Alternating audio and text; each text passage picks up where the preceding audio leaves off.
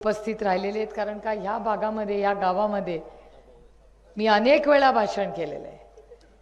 जास्त गर्दी कमी गर्दी असंही पाहिलेलं आहे, पण मला अभिमान आहे इंदापूरकरांचा की कुठल्याही फोनला न घाबरता जुगारता तुम्ही एवढ्या मोठ्या संख्येने उभे राहिला आज माझ्याबरोबर, हे मी आयुष्यभर कधीही विसरणार नाही.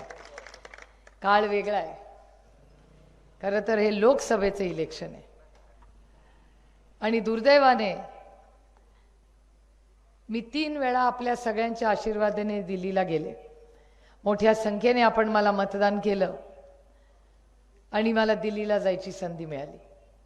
पहिले 5 वर्ष सत्तेतली खासदार होते आणि गेली 10 वर्ष विरोधी पक्षातली खासदार होते. पण मला अभिमान वाटतो तुम्हाला सांगताना की गेल्या 10 वर्षातली 8 वर्ष तुमची ही लेख भारताच्या संसदेत पहिल्या नंबरवर आलेली आहे. हे मला तुम्हाला सांगताना आनंद वाटतो. याचं कारण असं की ते मार्क देणारा मला सगळा सोयरा नाही आहे. माझा ना सगळा आहे ना सोयरा आहे. तिथे सत्ता ही भारतीय जनता पक्षाची आहे आणि मार्क देणारा भारतीय जनता पक्षाचा मंत्री आहे, जो माझे मार्क ठरवतो. आणि त्याच्यामुळे अनेक लोकांना असं वाटतं की हे संसद रत्न प्रकरण काय, ज्यांनी प्रश्न पडलाय मला कधी येऊन भेटा, मी सविस्तर समजून सांगेन. आणि नाही समजलं तर भारतीय जनता पक्षाचे जे मंत्री आहेत ना संसदेचे, त्यांना फोन लावून देईन, मग ते तुम्हाला समजून सांगतील की संसद रत्न काय आहे. कारण या दिवशी आपल्याला बघताय की आजकाल माझ्यावर टीका होते, वैयक्तिक टीका लोकं करतात, पण त्याचं उत्तर मी कधी देत नाही. कारण का माझ्या संस्कृतीत माझ्या आईने मला शिकवलं आहे की आयुष्यात ज्या माणसांनी आपल्याला एवढी जरी मदत केली असतील ना, तर आयुष्याभर त्या माणसाचं मी केलेली मदत सुप्रिया कधी विसरू नको. लोक वेगळे निर्णय घेतात, ठीक आहे, त्यांची काय कारणं असतात आपल्याला माहिती नसतात, किंवा माहिती असली तरी ती सगळी बोलायची नसतात.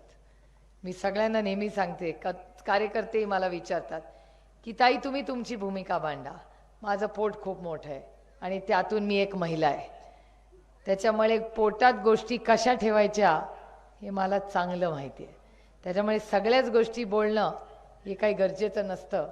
आणि समस्त मायबाप जनता ही फार हुशार आहे, त्यांना माहिती आहे कोण कुठे कशासाठी काय. त्याच्यामुळे मला त्याच्यावर बोलण्याची फारशी गरज मला तरी वाटत नाही.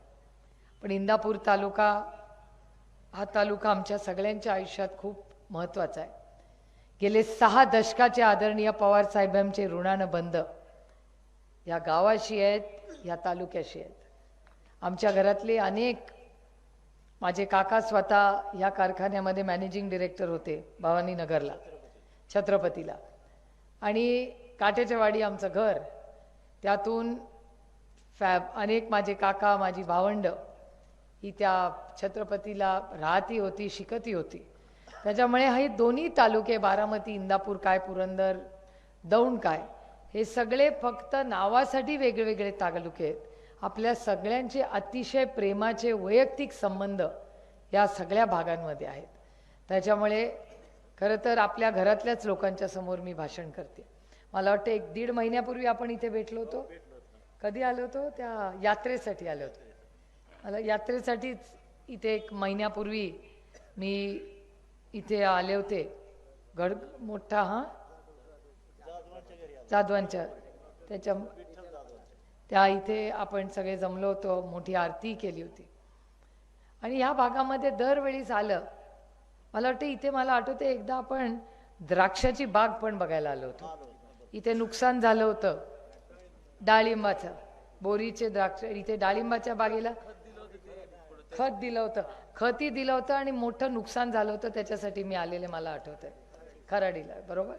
त्यामुळे काही ना काहीतरी या भागात नेहमीच वर्षातून 2-3 वेळा येणं होतंच, काही चांगल्या कार्यक्रमासाठी, कधी शेतकऱ्यांसाठी. पण मला एक गोष्ट प्रांजळपणे आपल्याला सांगायची आहे की आजचं हे जे इलेक्शन आहे ही एक खूप मोठी लढाई आहे. या देशातले सगळे मोठे नेते, हे सगळे पुरुष एकवटलेत, कारण का त्यांना यावेळी आदरणीय पवार साहेबांना संपवायचंय. आणि हे मी म्हणत नाहीये, चॅनलवरच आपण सगळ्यांनी चंद्रकांत पाटलांचं भाषण ऐकलं असेल. ते बारामतीला आले होते आणि म्हणले होते की आम्हाला या इलेक्शनमध्ये शरद पवारांना संपवायचंय. म्हणजे त्यांना विकास करायचा नाही, त्यांना कामं करायची नाहीत, त्यांना कांद्याला भाव द्यायचा नाही, त्यांना शेतकऱ्यांना मदत करायची नाही, त्यांना फक्त शरद पवारांना संपवायचंय. हा एकच त्यांचा कर्मी कार्यक्रम आहे. मला त्यांना अतिशय विनम्रपणे सांगायचंय की 60 दशकामध्ये अनेक आले आणि गेले, पण आदरणीय पवार साहेबांबरोबर जोपर्यंत ही समस्त मायबाप जनता आहे ना, कोणीही त्यांना संपवू शकणार नाही. कारण का ही प्रेमाची नाती आहेत, ही विश्वासाची नाती आहेत. जेव्हा जेव्हा या देशातला अडचणीत आज शेतकरी अडचणीत आला, तेव्हा आदरणीय पवारसाहेब त्याच्याबरोबर खंबीरपणे उभे राहिलेत. तुम्हाला आठवत असेल बोरीला जेव्हा अडचण आली होती, सकाळी 6:30 वाजता आदरणीय पवारसाहेब बोरीत पोचले होते, जेव्हा तिथे पाऊस पडला होता, अतिवृष्टी झाली होती. आजही या भागात गारपीट झाली होती. करेक्ट, मला आठवते गारपीट झाली होती, तेव्हा पवारसाहेब सकाळी उठून बोरीला आले होते. बोरीशी अतिशय संबंध, माझे बंधू श्रीनिवास पवार, राजेंद्र पवार, या सगळ्यांची फार प्रेमाची नाती त्या संपूर्ण बोरी आणि आपल्या सगळ्या भागामध्ये. श्रीनिवास बापू तो फार जातात बोरीला. हां, शिंदे कंपनी. आता शिंदे म्हटलं की महत्त्वाचं झालंय. असं हलकेमध्ये शिंदे नाव घेऊ नका. आमच्या आईशी पण आम्ही काय बोलत नाही, कारण का आमची आई आधी शिंदे होती, आत्ता पवार झाली. पण मुख्यमंत्री पद आल्यापासून आई म्हणते अय शिंदे. म्हटलं पवार पण 1-2 नाही. काही लोक काल म्हणाले पवार साहेब 2 वेळा मुख्यमंत्री झाले. 2 नाही, आदरणीय पवार साहेब महाराष्ट्राचे तुमच्या आशीर्वादाने 4 वेळा मुख्यमंत्री झाले. लोक विसरले मला वाटतं. आणि 4 वेळा मुख्यमंत्री झाले. आणि मला अभिमान वाटतो की जेव्हा मी एका शाळेत इंदापूरला जाते ना, अशोक घोगरे आहेत का आता, का ते पहिला पुण्याला गेले. अशोक घोगरेंनी एक पत्र लिहिलं होतं आदरणीय पवार साहेबांना, आणि एका सहीवर आदरणीय पवार साहेबांनी 28 शाळा 32 शाळा इंदापूरला दिल्या होत्या. 32 शाळा हायस्कूल सगळ्या दिल्या होत्या. त्यामुळे अनेक, आणि त्यांचं काही कौतुक नाही, कर्तव्य आहे. आदरणीय पवार साहेबांवर माझा जेवढा हक्क आहे ना, त्याच्यापेक्षा तुमचा जास्त हक्क आदरणीय पवार साहेबांवर आहे, कारण काही प्रेमाची नाती आहे. मगाशी मला काही शेतकरी म्हणले, ते म्हणले ताई हे सरकारनं शेतकऱ्यांच्या विरोधात आहे, आमच्या कांद्याला भाव नाही हो, काय करावं. म्हटलं तुमच्या कांद्यासाठी 1 वर्ष मी लढते. 1 वर्ष झालं मी महाराष्ट्र आणि केंद्र सरकारला सांगते की कांद्याचा शेतकरी अडचणीत आलेला आहे, त्याला न्याय द्या, त्याची निर्यात बंद करू नका, त्याला रडकुंडीला आणू नका. तुम्ही बघताय कांद्याची काय परिस्थिती आहे. निर्यात बंदीचं पाप कोणी केलं असेल तर आज हे आहे त्याच्या सरकारने केले. आणि मला एक तुम्हाला प्रश्न विचारायचा आहे, बंदी कोणी केली? दिल्लीच्या सरकारने. महाराष्ट्राचं सरकार आहे ना. कोणीतरी एक तरी नेता गेला का हो दिल्लीमध्ये कांद्याला भाव देण्यासाठी? पालकमंत्री पद बांधायला दिल्लीला जातात, लोकसभेची तिकीट करण्यासाठी दिल्लीला जातात. शेतकऱ्यासाठी एक तरी मंत्री दिल्लीला गेलाय का हो? याच्यातला मला सांगा. आणि मी पैज लावते, चला 100 रुपये मी देते. महाराष्ट्र या देशाचा कृषी मंत्री कोण? आता बघा हे म्हणतात शरद पवार. अरे बाबा, शरद पवार असते तर कांद्याला भाव मिळाला असता, ही हालत झालीच नसती. चला 100 रुपयाची पैज लागली आपल्याला, माहितीच नाही. अरे असं काय रे, कुणाला तरी अरे गुगल वर तर चेक कर, त्या गुगल मामाला विचार कोण आहे. या ते पण सांगणार नाही. हे बघा, या देशाचे कृषी मंत्री अर्जुन मुंडाजी आहेत. किती लोकांना नाव माहिती आहे? कुणाला माहितीच नाही या देशाचा कृषी मंत्री कोण आहे. ह्या कृषी प्रधान देश आहे आणि याला फुल टाइम कृषी मंत्री नको? तुम्हाला मला न्याय कोण देणार? अहो 48 खासदार या राज्यातून निवडून जातात. कांद्यावर 2 खासदार बोलले, सुप्रिया सुळे आणि अमोल कोल्हे. आणि जेव्हा आम्ही कांद्याला भाव मागितला आमचं निलंबन केलं. हे योग्य आहे का? योग्य सांगा. जेव्हा तुमचं मत त्यांच्याकडे जाईल, तुम्ही बघा 48 खासदार जातात, 10 आपल्या विचाराचे आहेत, 38 खासदार एकदा तरी बोलतात का हो? शेतकऱ्यांच्या प्रश्नावर बोलतात? पाण्यावर बोलतात. आता एक ग्रहस्थ माझ्या शेजारी बसले होते, मला काय म्हणले, नाही नाही आपलं पहिलं नाव काय दादा, अशोक भाऊ. अशोक भाऊ मला सांगतात की ताई मला भीती वाटते. म्हणले कसली भीती वाटते रे तुला, तुझी बहीण आहे. मला म्हणतात ओ लोक असं म्हणतात की विरोधात मत टाकलं तर पाणी द्यायचं, देणार नाही. म्हणलं ए पाणी कुणाची मक्तेदारी नाहीये, तुम्ही सरकारमध्ये आहात, तुमची नैतिक जबाबदारी आहे. आणि जर पाण्यावर पुढच्या वेळेस कोणी धमकी दिली ना त्याचा नंबर मला दे. कोण म्हणलं असं, नाही नाही मला नाही वाटत असं कोणी म्हणेल, पण जे खरं आहे रेकॉर्डवर आहे असं मला सांगा. या राज्यामध्ये, या महाराष्ट्रामध्ये कोणीही सत्तेमध्ये तुम्हाला जर असं म्हणला की या राज्यात तुम्ही उलट मतदान केलं तर पाणी बंद करीन, त्याचा नंबर मला सांगा. त्याची गाडी पहिली अडवायला तुमची बहीण सुप्रिया सुळे जाईल, त्याला महाराष्ट्रात फिरू देणार नाही मी. कुणाची मक्तेदारी घेता येईल. पाणी करणं एक शेतकऱ्याचं आहे, तुमचं कर्तव्य आहे. कशासाठी तुम्हाला सत्ता आहे, सत्ता काय फक्त 50 खोके एकदम ओकेसाठी नाही आहे. ही सत्ता सर्वसामान्य कष्ट करण्याच्या आयुष्यात एक चांगला बदल घडवण्यासाठी आहे. त्याच्यामुळे मी या महाराष्ट्रातल्या सरकारला विनम्रपणे सांगते, हात जोडून विनंती करते की पाण्याचं राजकारण करू नका. पाणी हे आमच्या हक्काचं आहे, हे संविधानाने आमचं पाणी तुम्ही अडवू शकत नाही. आणि अशा धमक्यांना आम्ही भीक पण घालत नाही, कारण का आम्ही कष्ट करणारे आहोत. आम्ही कुणाला घाबरत नाही, कारण का आम्ही कुणाला मिंदे नाही. ना कधी 15 वर्षात कुणाला 5 पैशाचा चहा पाजलाय किंवा कुणाचा 5 पैशाचा पेले. त्याच्यामुळे मी पूर्ण ताकदीने लढू शकते. आणि माझ्या लोकसभा मतदारसंघात कुणालाही धमकी कुठलीही दिली तरी ढाल बनून तुमची बहीण तुमच्यासाठी उभी राहील. वार पहिला माझ्यावर, नंतर तुमच्यावर. काही काळजी करू नका. वो गया वो जमाना जेव्हा धमकी देऊ शकत होता तुम्ही, आता नाही तुम्ही देऊ शकत. आणि एक लक्षात ठेवा, मोबाईल मध्ये मोठी ताकद आहे. कोणी तुम्हाला धमकी दिली त्याचा नंबर मला पाठवा, मी बरोबर करते काय करायचं ते. पण या राज्यामध्ये या मानी बारामती लोकसभा मतदारसंघाचा विषयच नाही. त्याच्यामुळे पाण्याच्या ज्या ज्या अफवा पसरवत आहेत ना त्यांची नावं मला पाठवा. डायरेक्ट पोलीस स्टेशनलाच भेटायचं मग.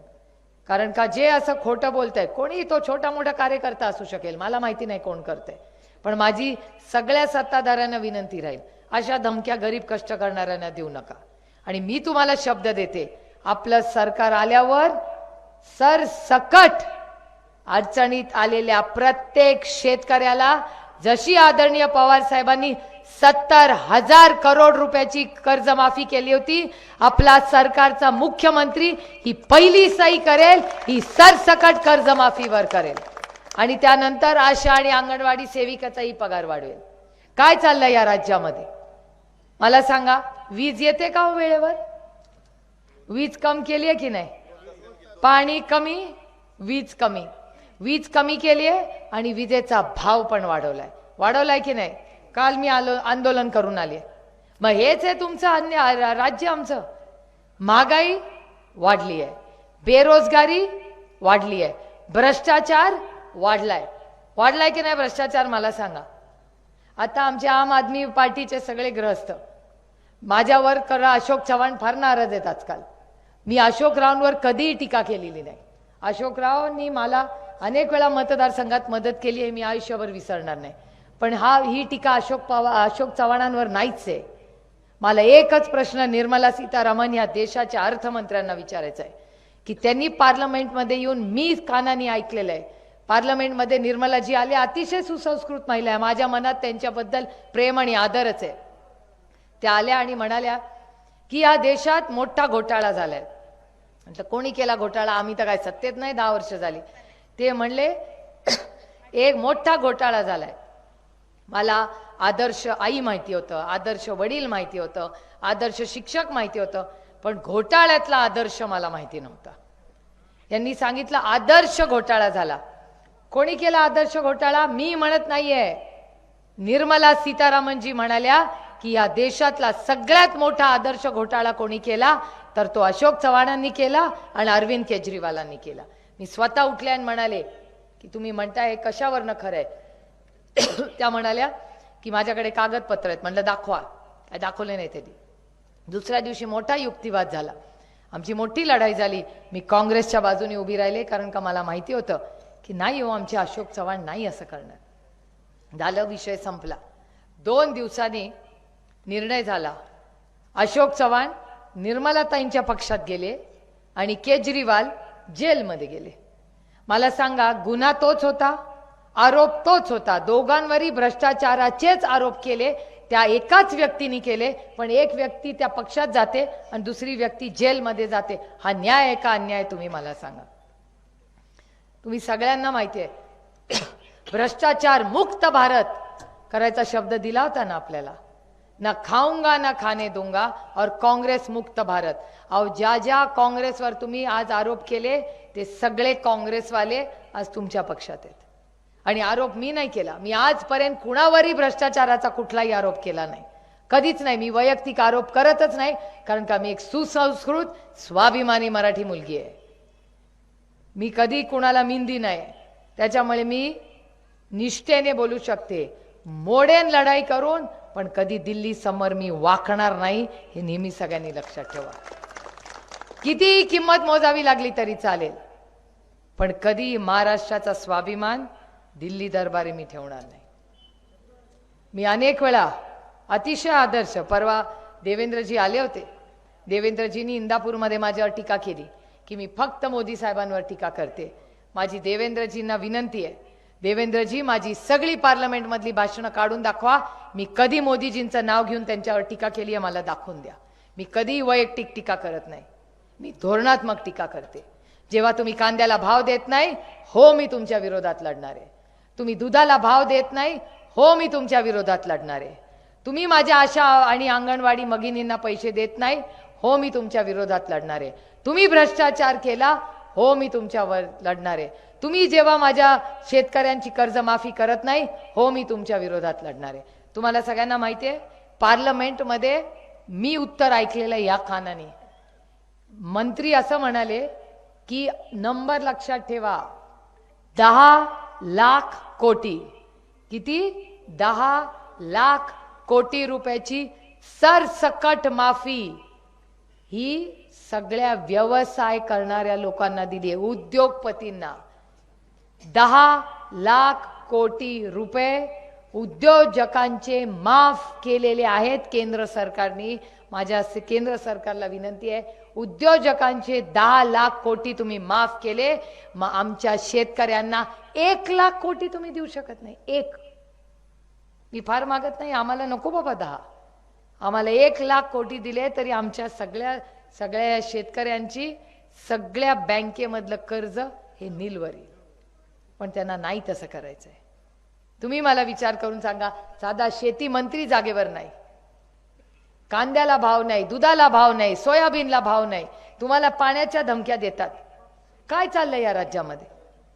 मला सांगा, इतके दिवस दुष्काळ, मी डिसेंबर पासून या राज्याला सांगते की कांद्याचा भाव तर 1 वर्ष बोलतेय, पण पाण्याची अडचण येणार आहे ही मी डिसेंबर पासून या सरकारला सांगते. उजनीचं धरण कोणीतरी बघून या, नाझऱ्याचं धरण बघा. काल वर्तमानपत्रात आलेलं आहे आणि टीव्ही चॅनलनी सांगितलं की जवळपास या संपूर्ण महाराष्ट्रामध्ये फक्त 35% पाणी राहिलेलं आहे संपूर्ण राज्यासाठी.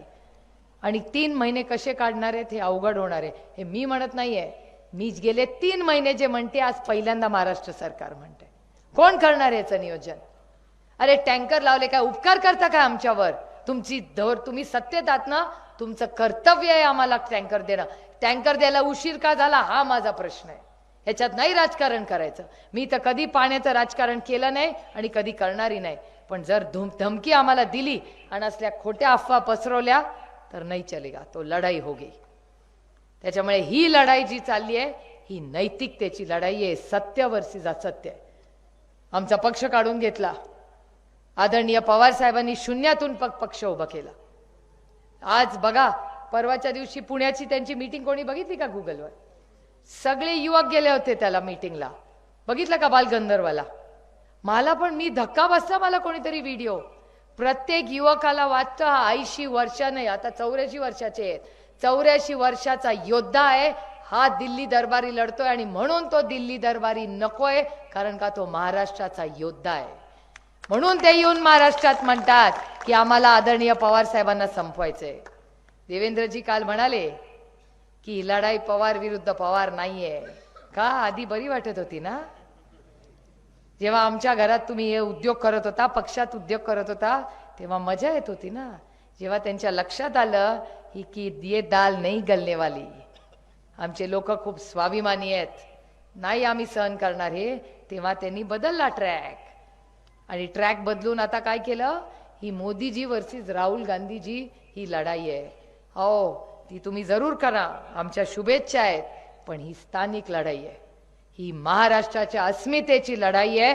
आणि शरद पवारांना संपवायची ही त्यांची जी लढाई आहे ती मी कदापि होऊ देणार नाही. शरद पवार हा नुसता माणूस नाही, तो विचार आहे, आणि तो जिवंत ठेवण्यासाठी जे काय करायला लागेल ते आपण सगळे मिळून करू. आणि त्यांची लोक मला म्हणतात, लोक आधी म्हणायचे की आदरणीय पवार साहेबांचं नाव पुढे तुम्ही कराल. मी म्हणायचं नाही, असं मी कधीच करणार नाही, कारण का शरद पवारांची फक्त मक्तेदारी काय मी नाही घेतलेली, तुमच्यासारखे असंख्य लोक आहेत ज्यांनी त्यांना प्रेम दिलं. आणि मी कमतीने अनेक वेळा लोकांना सांगते, पवार साहेब जास्त वेळ घरी राहिले ना की त्यांना अस्वस्थ वाटतं, ते तुमच्यात आले ना की ते बरे राहतात. माझी आई तर त्यांना सांगते घरी बसल्यावर, असं करा जाऊन जरा बारामती इंदापूर चक्कर मारून या, म्हणजे तुमची तब्येत ठीक राहील. कारण का त्यांचं सगळं जे आयुष्य आहे हे तुम्ही आहात. आणि आज ते एवढा संघर्ष करून आयुष्यात कुणामुळे आज जिवंत आहेत, त्याचं संपूर्ण श्रेय माझ्या पांडुरंगाला आणि तुमच्यासारख्या असंख्य मायबाप जनतेला आहे. तुमच्या आशीर्वादामुळे आज आदरणीय पवार साहेब आहेत ते आहेत. हे तुमचे आशीर्वाद आहेत, प्रेम आहे, तुम्ही त्यांचे टॉनिक आहात. माणसाला काहीतरी टॉनिक लागतं, त्यांचं काम आणि तुम्ही सगळे त्यांचं टॉनिक आहात. आजही सुप्याला गेलेत, कोणी बघितलं का दिवसभरात, आज सुप्याच्या भागात गेलेत आणि तिकडून दौरा करून पुण्याला का मुंबईला जाणार आहेत. मला पुढचं मी प्रोग्राम आहे, मुंबईला जाणार आहेत. पण ते जेव्हा तुमच्यात येतात ना तेव्हा त्यांचं एक वेगळं नातं आहे तुमच्याशी, ते प्रेमाचं आहे, विश्वासाचं आहे.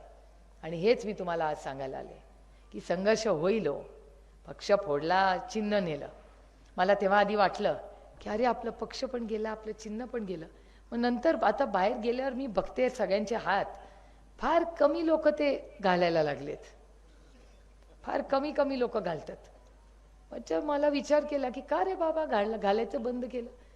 मग लोक मला सांगतात अहो लागतच नाही आता. म्हटलं का रे, ते मोबाईलमध्येच वेळ कळतीये, काय त्याची गरजच पडत नाही. बरोबर आहे, मोबाईलमध्ये सगळंच करायला लागलं, आता गरजच पडत नाही त्याची.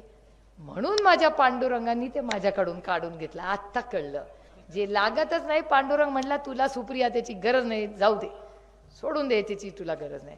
अरे प्यार से मांगते तो सब देते. जे देण्यात मजा आहे ना ते कोणाकडून ओरबाडून घेण्यात काही मजा नाही. त्यामुळे ठीक आहे, घेतलं, तुम्हाला शुभेच्छा आहेत, आता ते लख लाभो तुम्हाला. पण एक तुम्हाला सांगते की माझ्या पांडुरंगाचं बघा काय त्यांनी मला चिन्ह द्यावं, तो तुतारीवाला माणूस. तुतारी कधी वाजते आपल्याकडे, जेव्हा शुभ काहीतरी होतं. तुतारीवाला माणूस हा लग्नात असतो. तुतारीवाला माणूस जेव्हा आपलं संत मुक्ताबाईच्या मंदिरात कार्यक्रम असतो तेव्हा माझा तुतारीवाला माणूस तिथे तुमचं स्वागत करायला असतो. जेव्हा नवीन आपण उपक्रम करतो, जेव्हा आपण नवीन काही उपक्रम करतो, आपलं राजहंस मेडिकलचं दुकान उघडतो, तेव्हाही किंवा ग्रामपंचायतीचा कार्य जर शेळगावला उघडतो तेव्हाही तुतारीच तुमच्या स्वागताला असते. त्यामुळे सगळ्या शुभ कामामध्ये कोण असतं तर तुतारीवाला माणूसच तुमचं स्वागत करायला शुभ संकेत देतो. आणि जेव्हा छत्रपती शिवाजी महाराजांनी युद्ध करायचं ठरवलं, त्याचा ऐलान जेव्हा केला तेव्हा तुतारीवाला माणूसच तिथे होता आणि युद्धाची सुरुवात झाली.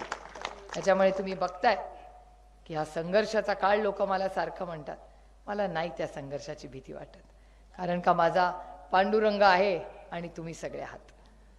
मला सांगा, शेळगावला सगळे घाबरत घेत होते, काय होईल, कसं होईल, सभा होईल की नाही. अध्यक्ष मला म्हणाले चला जाऊन बघू तर या काय होतं. आणि तुम्ही बघा एवढे लोक आलेले आहेत. मला वाटतं माझ्या आयुष्यातली पहिल्यांदा मी आले तेव्हाच्या नंतरची सगळ्यात मोठी सभा हीच असेल आज. कारण का इथे सगळे प्रेमाचे लोक आले आणि सगळे शेट ठीक आहे हो, असं नाही. त्याही लोकांनी आपल्याला मदत केली विसरून कसं चालेल. त्याच्यामुळे त्यांनाही शुभेच्छा, सगळ्यांना शुभेच्छा. आपण कशाला आपने दूसरे के घर में क्यों झाकना है अपने को, उसका भी भला हो अपना भी भला हो. दुसऱ्याबद्दल कधी वाईट बोलायचं नाही. रामकृष्ण हरी. आपलं कसं आहे, रामकृष्ण हरी वाजवा तुतारी. त्यामुळे आम्ही तर हे ठरवलंय. आम्ही त्या दिवशी खडकवासल्यात दौरा करत होतो आणि एक जण म्हणला मी नेहमीच रामकृष्ण हरी म्हणते, कारण का मी हरिमुखे करते. कारण मी पाठपूजा या बाबतीत मी कर्मकांड नाही करत, पण माझ्या पांडुरंगावर माझं प्रचंड प्रेम आहे. आणि त्याच्यामुळे आपली गाथा असेल किंवा हरिमुखे म्हणा, हरी दिवसभर हरीचं नाव घ्या हे मी करत असते. त्याच्यामुळे मी आपलं कुणाला तरी म्हणाले रामकृष्ण हरी, साबणू तो माणूस म्हणला वाजवा तुतारी. म्हटलं अरे ये तो भारी हो गया, बहुत अच्छा.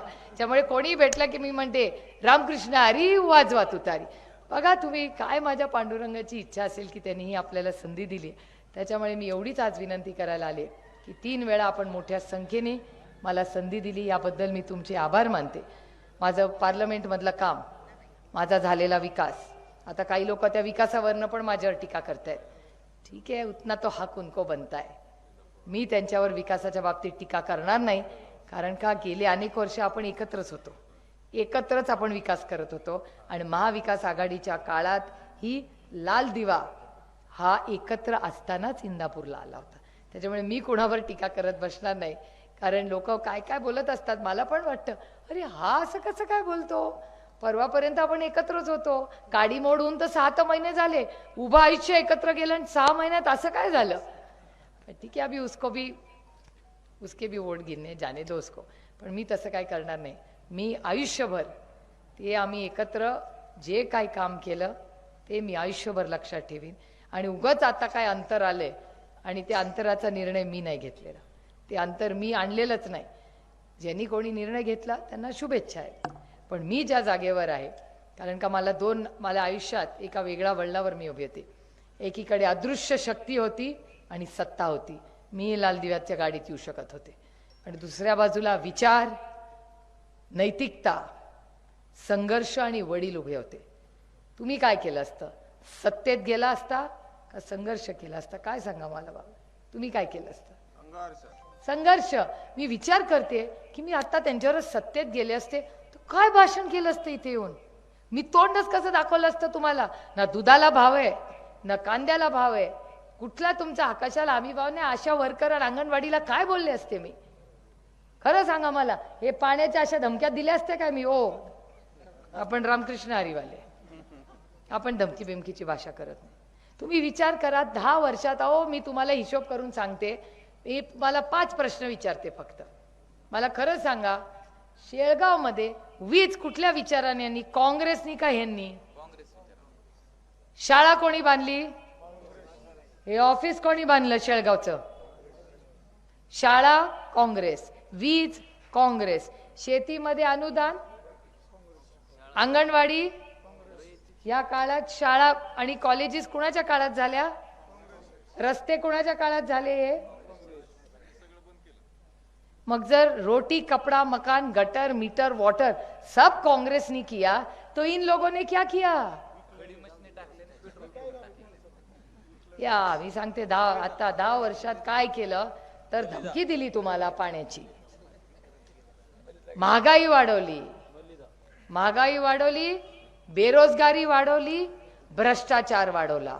त्याच्यामुळे मला हेच तुम्हाला सांगायचंय की आपल्याला सगळ्यांना ही मोठी लढाई आहे. ईस्ट इंडिया कंपनी आहे, ब्रिटिश आहेत, आपल्यावर करतोय दिल्लीवरनं आंदोलन, पण आपण पूर्ण ताकदीने लढणार आहोत. आपण निष्ठावान लोक आहोत. आपण कधी कोणाला कधी फसवलो नाही आणि कधी फसवणारी नाही. आणि कशासाठी मी निवडून यायला मागते, तुमच्या आयुष्यात एक चांगला बदल घडवण्यासाठी मी तुम्हाला मतं मागते. जल जीवन मिशन गाववाडी वस्तीवर झालं की नाही, जल जीवन मिशन मध्ये निधी आला की नाही, आम्ही एकत्र केला. मी कधीच म्हणणार नाही जल जीवन मिशन मी एकटं केलं, मी कधीच काय एकटं करत नाही. मी टीम मध्ये काम करणारी मुलगी, सगळ्यांच्या मदतीने झालं. ग्रामपंचायतीने प्रपोजल दिलं, आमदारांनी अप्रूव्ह केलं, मंत्रालयात गेलं तेव्हा महाविकास आघाडीची सत्ता होती. 50% पैसे हे महाराष्ट्र सरकार जेव्हा उद्धव ठाकरे मुख्यमंत्री होते तेव्हाचे आहेत. नंतर दिल्लीने 50% दिले. पण दिल्लीचे आभार, अच्छे को अच्छा कहना चाहिए. तिथले मंत्रींचं माझं एकदम चांगलं नातं आहे त्यांच्याशी आणि नेहमी आदराने सगळ्यांशी वागावं. सत्ता असू दे किंवा नसू दे, सत्तेत असताना चांगलं वागलं ना, विरोधात असली तरी सगळी कामं होतात. आता माझं तरी 10 वर्षात एक काम अडलेलं नाही माझ्या मतदारसंघात. बारामती लोकसभा मतदारसंघात हा देशातला हाय परफॉर्मिंग मतदारसंघ म्हणून सगळ्यांना लागतो. मला सांगा, या देशात सगळं टीव्ही बघताना रोज काय सगळे म्हणतात, high voltage drama Baramati Lok Sabha मतदारसंघ. अरे जर काश्मीर टू कन्याकुमारी हाच मतदारसंघ प्रत्येकाला हवा हवा असं वाटतोय तो कुछ तो है इसमें. अपना आहे की नाही मला सांगा. हाच मतदारसंघ सगळ्यांना का हवाय? दुसऱ्या कुठल्या तरी मतदारसंघाची चर्चा होते का टीव्हीवर? ह्याच मतदारसंघाची का होते? आणि त्यांना मिळालाही नाही कॅन्डिडेट माझ्या विरोधात लढायला. कोणाला कॅन्डिडेट मिळाला नाही. आमचा पक्ष फोडला, घर फोडला आणि आमच्या घरातलीच व्यक्ती आमच्या समोर उभी राहिली. का तुमच्या एवढा काश्मीर टू कन्याकुमारी तुमची सत्ता, तुम्हाला एक कॅन्डिडेट उभा करता आला नाही माझ्या विरोधात? क्या पाया आहे? अरे हे लढाई खूप लढायला तुमची भगिनी फार स्ट्रॉंग आहे. आणि जोपर्यंत तुम्ही मला साथ द्याल ना, दिल्ली काय त्याच्या पुढेही जाऊन लढाई करू, काय प्रॉब्लेम नाही आपल्याला. आणि एक शब्द तुम्हाला देऊन माझं भाषण संपतो. सुरुवातीला लोकांना वाटायचं की रडीन. अरे हो रडले, खूप संध्याकाळ रडले, दुःख व्हायचं. पण नंतर माझ्या वडिलांनी मला एका गोष्टीची आठवण करून दिली आणि तो शब्द आणि आजचा दिवस आहे. शारदाबाई पवारांची नात आहे सुप्रिया, तू विसरू नकोस. तुझ्या आजीनी आम्हाला कधीही रडायला शिकवलं नाही, लढायला शिकवलं. त्याच्यामुळे आज एक सुसंस्कृत मुलगी म्हणून, या महाराष्ट्राची मुलगी म्हणून मी विनम्र विनंती करते आपल्याला. मगाशी कोणीतरी जय श्रीराम म्हटलं. मी नुसतं जय श्रीराम म्हणत नाही, मी मर्यादा पुरुषोत्तम राम म्हणते. कारण का मर्यादेतच राहून मी माझं राजकारण आणि समाजकारण केलंय. आणि गेल्या 10-15 वर्ष मी इथली खासदार आहे. माझ्यावर 1 रुपयाचाही भ्रष्टाचाराचा आरोप कोणी करू शकत नाही. कारण का मी भ्रष्टाचार केलाच नाही. काही कौतुक नाही, टाळ्या वाजू नका. भ्रष्टाचार करायचाच नसतो आणि खोटं बोलायचंच नसतं, हे आपले संस्कार आहे. काय टाळ्या वाजू नका, तसं असलंच पाहिजे. कारण का मी लोकप्रतिनिधी आहे. लोकप्रतिनिधीचं काम हे सेवा करणं असतं, हे बाकीचे उद्योग करणं नसतं. त्याच्यामुळे मी आज मत मागायला, माझं मेरिट बघा, मी केलेलं काम, पार्लमेंटमधलं काम, मतदारसंघातला संपर्क, मतदारसंघातलं केलेलं काम, आणि मी भ्रष्टाचार केलेला नाही. ही सगळी कामं, माझं उभं आयुष्य अतिशय पारदर्शकपणे तुमच्या समोर मी ठेवते. 7 मेला मतदान आहे. 7 मेला 7:30 ते संध्याकाळी 5:30 मतदान असेल.